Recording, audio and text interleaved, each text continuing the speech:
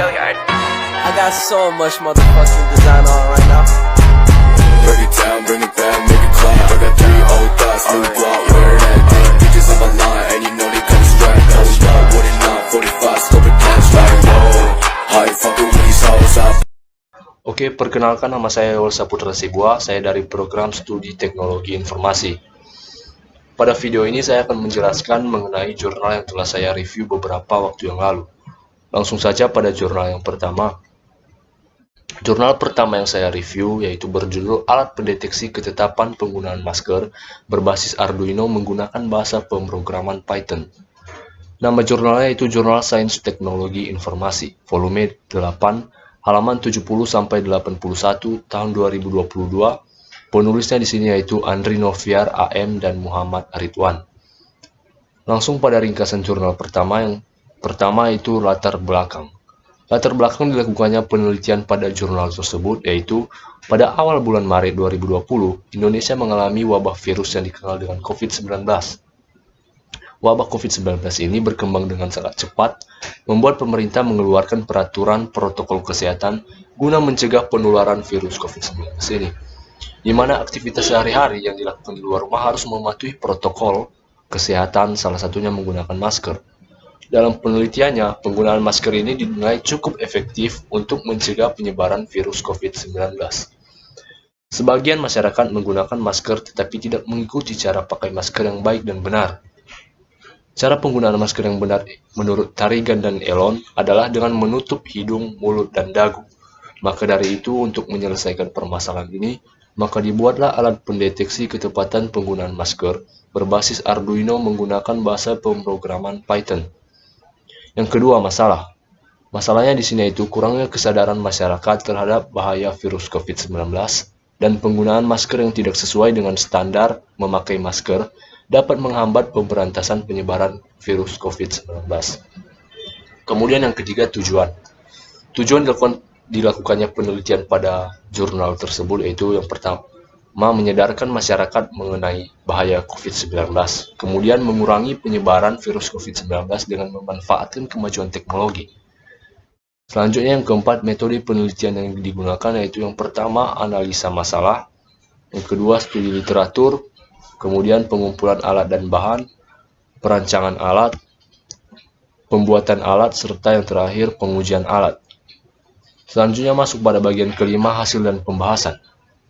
Penelitian yang dilakukan pada artikel tersebut menghasilkan alat pendeteksi ketepatan penggunaan masker berbasis Arduino menggunakan bahasa pemrograman Python.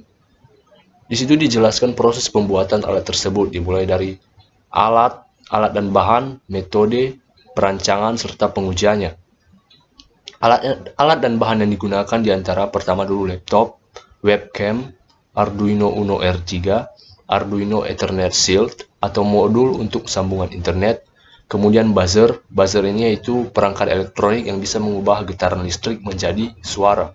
Selanjutnya LED, LCD 16X2, modul 12C, LED modul, serta perangkat lunak yaitu Python. Perancangan alat ini dimulai dengan perancangan sistem dan aplikasi yang terdiri dari perancangan diagram blok. Diagram blok ini yaitu webcam yang digunakan sebagai input yang mengambil citra wajah dan diterima sebagai data yang akan diklasifikasikan dalam program Python. Selanjutnya data yang telah diklasifikasi dikirim ke Arduino melalui serial. Kemudian Arduino meneruskannya dengan memberi kontrol sesuai data yang diterima.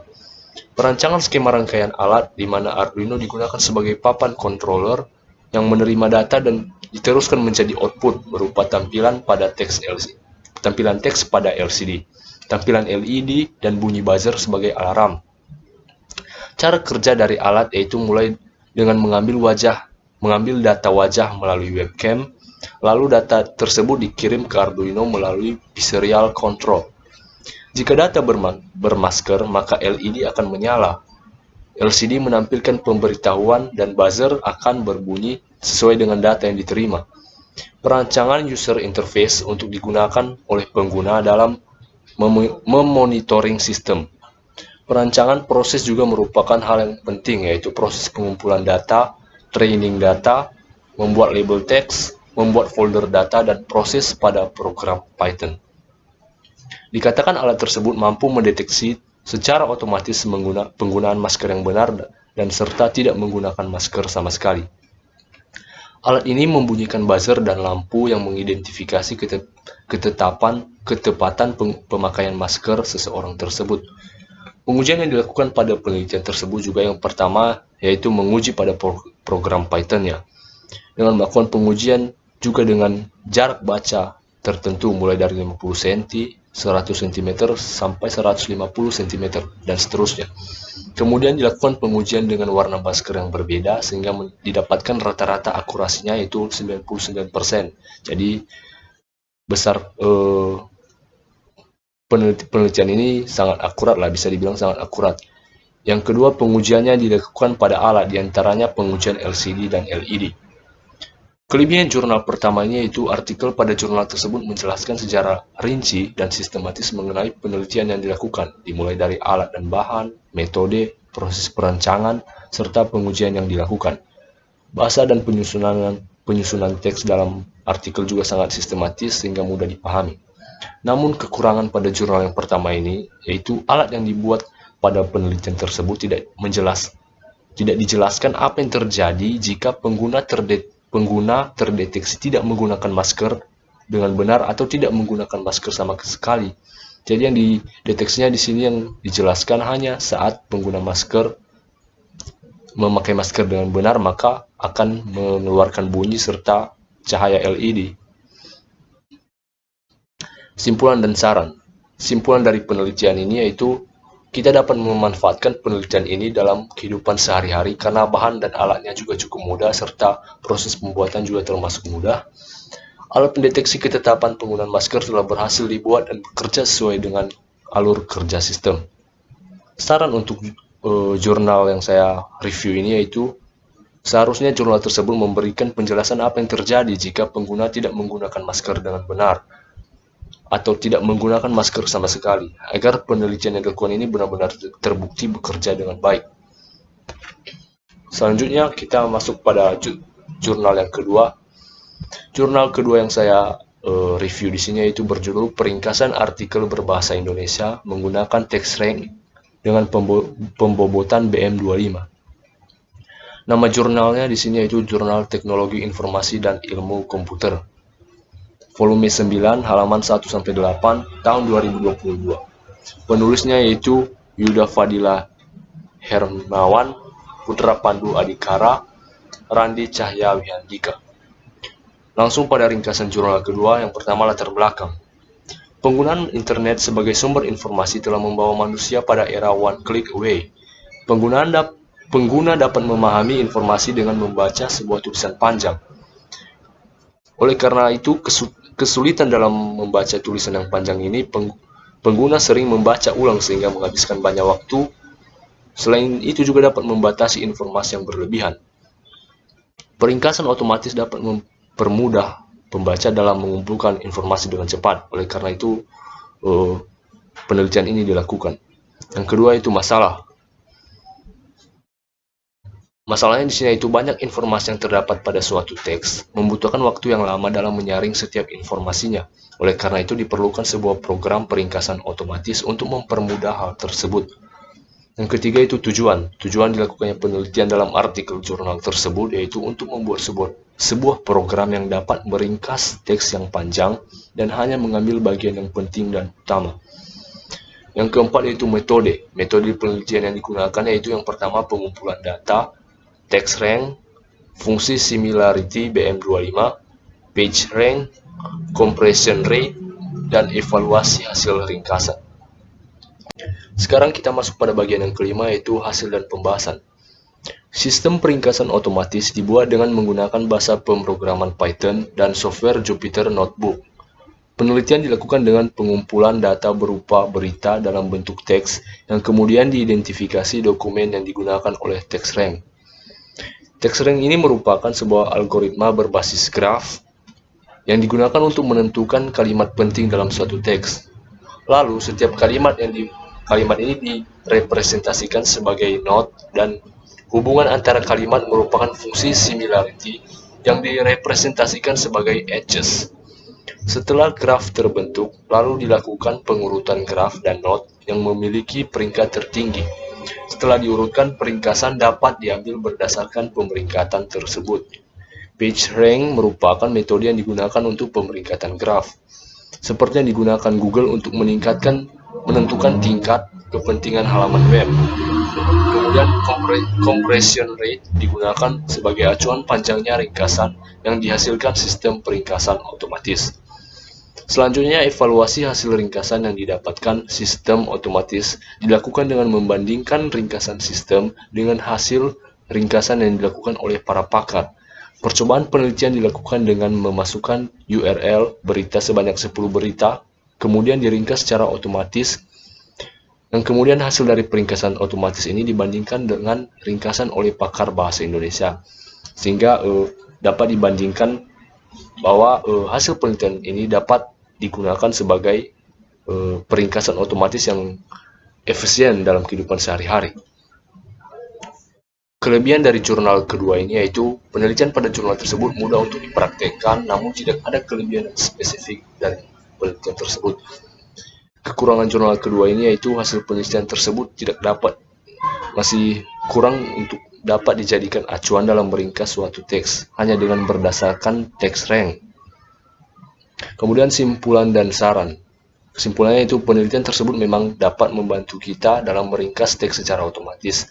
Namun program tersebut tidak dapat sepenuhnya digunakan dalam meringkas teks karena hanya berdasarkan PageRank yang bisa saja tidak sesuai dengan apa yang kita inginkan. Dan sarannya itu sebaiknya penelitian tersebut diuji lebih lagi agar keakuratannya ini agar penelitian ini dapat terbukti keakuratannya dan dapat digunakan dalam kehidupan sehari-hari. Baik, sekarang kita masuk pada jurnal yang ketiga. Jurnal ketiga berjudul Pengembangan Aplikasi Virtual Tour 360 Degree berbasis web untuk pengenalan pura dalam Sidakarya. Nama jurnalnya itu Jurnal Teknologi Terpadu, volume 8, halaman 106 sampai 112, tahun 2022. Penulisnya itu Adi Wahyudi, Oktavia Gama, dan Nyoman Hari Kurniawan. Langsung pada ringkasan jurnal ketiga, yang pertama latar belakang. Pura dalam Sidakarya merupakan salah satu pura yang terletak di desa Sidakarya, Bali. Bali memang memiliki banyak keanekaragaman yang menjadi daya tarik banyak orang. Salah satunya yaitu pura dalam Sidakarya ini. Terdapat berbagai penelitian yang telah dilakukan sebelumnya dengan mengangkat topik yang senada dengan Virtual Tour 360 pengenalan pura ini. Oleh karena itu, penelitian ini dihasilkan sebuah aplikasi Virtual Tour 360 yang dapat menjadi aplikasi yang informatif, efektif, dan mempermudah masyarakat untuk mendapatkan informasi mengenai pura ini. Yang kedua itu masalah. Masalahnya itu, pura dalam Sidakarya ini memiliki suatu keunikan dan nilai sejarah. Oleh karena itu, terdapat banyak sekali orang yang ingin mengunjungi atau mengetahui bagaimana isi dari pura tersebut. Dengan adanya perkembangan teknologi, banyak media yang dapat digunakan untuk memperkenalkan suatu objek, salah satunya dengan memperkenalkan pura dalam Sidakarya ini, dengan menggunakan aplikasi Virtual Tour 360 Degree. Tujuan dari penelitian ini yaitu untuk mempermudah masyarakat agar dapat mengetahui dan menjelajahi pura dalam Sidakarya tanpa harus pergi langsung ke pura tersebut. Yang keempat, metode penelitiannya yaitu yang pertama, identifikasi masalah. Yang kedua, pembatasan masalah. Yang ketiga, pengumpulan bahan. Di antaranya itu observasi, wawancara, dan studi literatur. Kemudian yang keempat yaitu desain sistem. Yang kelima, perancangan sistem. Dan terakhir yaitu analisis data.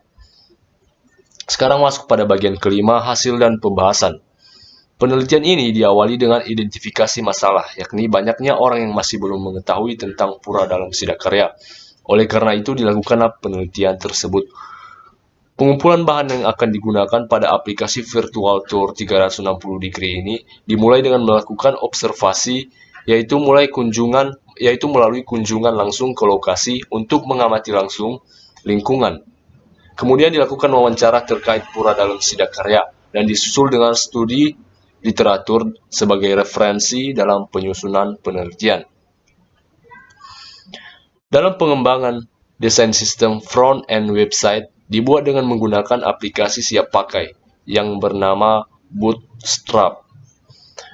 Bootstrap ini merupakan format desain website dengan fitur plus untuk mempermudah desain website berbagai pengguna. Desain antarmuka pada aplikasi Virtual Tour ini menampilkan gambaran rancangan antarmuka dari aplikasi Virtual Tour 360 degree Pura dalam Siddhakarya yang dirancang menggunakan aplikasi 3D Vista. Aplikasi ini dilengkapi dengan beberapa tombol yang dapat berfungsi menampilkan pop-up panduan pengguna. Kemudian terdapat tombol maju untuk menuju ke areal berikutnya. Denah dan pintasan serat radar untuk membantu pengguna ini mengetahui di mana posisi mereka saat ini. Dalam pembuatan aplikasi virtual ini juga memerlukan bahan berupa gambar panorama 360 derajat di wilayah pura. Pengambilan gambar menggunakan kamera khusus dan alat penunjang tripod untuk mengelola serta menyatukan gambar menggunakan aplikasi 3D Vista yang nantinya menjadi aplikasi virtualnya. Pada aplikasi Virtual Tour akan menampilkan foto panorama 360 derajat yang telah diolah sehingga menjadi aplikasi virtual. Di dalamnya terdapat informasi mengenai nama dan keterangan setiap tempat. Fitur yang dapat digunakan diantaranya menampilkan informasi, denah, memperkecil, atau memperbesar tampilan, menyalakan dan mematikan audio, menggerakkan tampilan untuk maju, ke kiri, kanan, mundur, serta menuju kembali ke website Virtual Tour. Black box testing merupakan metode pengujian yang dilakukan pada penelitian ini, yaitu digunakan untuk mendeteksi beberapa permasalahan seperti kekeliruan fungsi, kesalahan antarmuka, informasi, dan sebagainya. Kemudian dilakukan analisis hasil untuk mendapatkan kesimpulan dan hasil pengujian aplikasi Virtual Tour 360 degree berbasis website. Kelebihan jurnal ketiga. Kelebihan dari jurnal ini yaitu penelitian yang dilakukan menggunakan metode yang mudah dimengerti dan sangat efisien dalam penggunaannya. Aplikasi Virtual Tour ini juga sangat bagus untuk dikembangkan dalam kemajuan teknologi sekarang ini. Namun, kekurangan pada penelitian pada jurnal ketiga ini yaitu aplikasi yang dibuat ini masih belum bisa dipakai secara efisien pada pengguna smartphone, sehingga pengguna tidak dapat memakai aplikasi tersebut dengan leluasa. Simpulan dan saran, aplikasi Virtual Tour 360 degree ini sangat bagus untuk dikembangkan pada masa modern ini karena dapat membantu masyarakat dalam mengetahui tempat-tempat yang belum pernah dikunjungi. Saran untuk penelitian pada jurnal ini yaitu agar penelitian ini dapat dikembangkan lagi sehingga pengguna dapat dengan mudah mengakses menggunakan smartphone masing-masing, serta menambah kapasitas web server dengan menggunakan layanan server yang memiliki disk usage yang lebih banyak agar pengguna lebih cepat dalam mengakses website aplikasi Virtual Tour. Jadi teman-teman, demikianlah hasil dari review jurnal yang telah saya buat. Semoga bermanfaat. Terima kasih.